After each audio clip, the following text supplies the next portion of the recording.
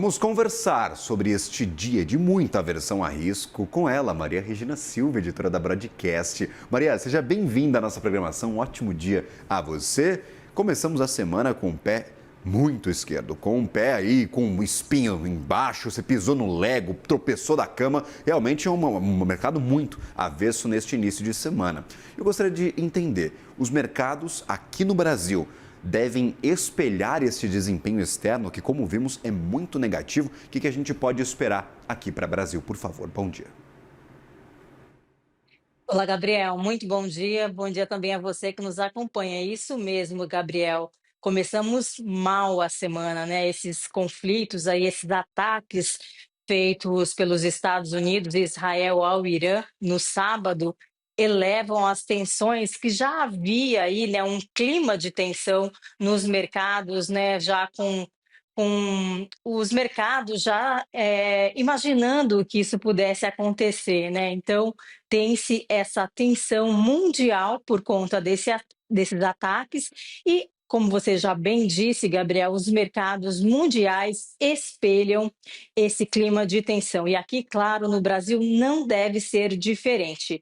Pelo menos por enquanto, os efeitos parecem ser um pouco menores em relação aos vistos no exterior, pelo menos quando se olha para o Ibovespa. O Ibovespa não abriu ainda, vai abrir daqui a pouco, mas o índice futuro, o Ibovespa futuro, recua 0,5% para a faixa dos 190 mil pontos, né? Um recuo menos intenso do que o visto, por exemplo, nos índices futuros de ações de Nova York, que recuam mais de 1%. O dólar avança também em relação ao real, o real se desvalorizando para a faixa de R$ 5,18. O que sente mais é o mercado futuro de juros, pelo menos por enquanto, Gabriel. Juros futuros avançam. Aqui no Ibovespa, o destaque, sem dúvida, deve ser o, o avanço esperado das ações de petroleiras. Os ADRs, né, os principais ADRs, né, de petroleiras negociados no pré-mercado norte-americano, ADR da Vale, não, melhor dizendo, da Petrobras, sobe mais de 3% no pré-mercado de Nova York. Então, caso isso se confirme na abertura do índice Bovespa, isso pode atenuar um pouco a queda esperada para o principal indicador da B3 por conta da disparada do petróleo. O petróleo que chegou a disparar cerca de 10% depois desses ataques, com o Brent, que é referência mundial, chegando aí perto dos US$ 90 por barril. E especialistas dizem, Gabriel, que esse petróleo, né, o Brent, que é referência mundial, pode ir a US$ 100 o barril caso persistam os ataques, outros ataques aconteçam, caso ocorra o prolongamento do fechamento do Estreito de Hormuz, que é uma principal rota, né, uma importante rota marítima do petróleo global. Então, logo ali depois dos ataques, o Irã fechou esse estreito, né, por onde passa ali uma rota de 20% do petróleo mundial. Então, o Irã fechou esse estreito. Então, tem esse temor, se esse estreito continuar fechado e houver novos ataques, os analistas não descartam o petróleo disparando US$ 100 o barril. Bom, e quais seriam os possíveis efeitos de uma disparada desse petróleo, Gabriel?